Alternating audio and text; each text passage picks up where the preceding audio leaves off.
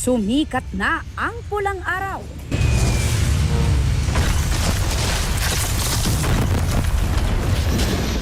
First episode pa lang, umani na ng kaliwat ka ng papuri ang World TV premiere ng biggest family drama of 2024. Go! Mula sa breathtaking cinematography,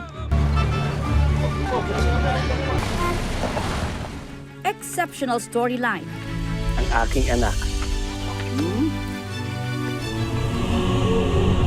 hanggang sa on-point acting ng cast, talaga namang applauded ng viewers. Mario. Nasaan bunso? Kabilang sa mga hinangaan ang tinawag ng netizens na mata-mata acting nina Eduardo at Adelina, played by Alden Richards at Barbie Forteza. Hala! Tumawag kayo ng konstabularya! Dahil talagang tatagayin ko kayong lahat!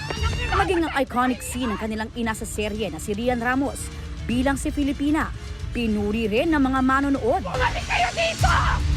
Nagsipagdasal na ba kayo? Sabi pa ng netizens, the mother is mothering.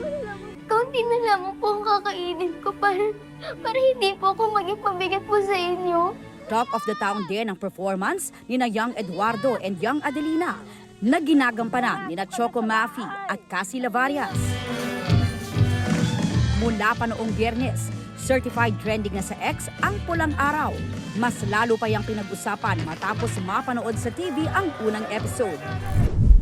Pero bukod sa mga kapusong tumutok, sabay-sabay din niyang pinanood ng cast and crew sa ginawa nilang watch party sa set sa Lipa, Batangas. Ang saya ng energy dito sa set dahil parang naibsan lahat ng pagod at hirap ng lahat na nakita namin na napakaganda ng nagawa naming proyekto. Nakakatuwa rin kasi ang dami na agad natin pinakita, no? Hindi talaga tayo tinipid dun sa mga bawat eksena. Ang ganda, kita mo na talagang pinaghirapan ng Pulang Araw team.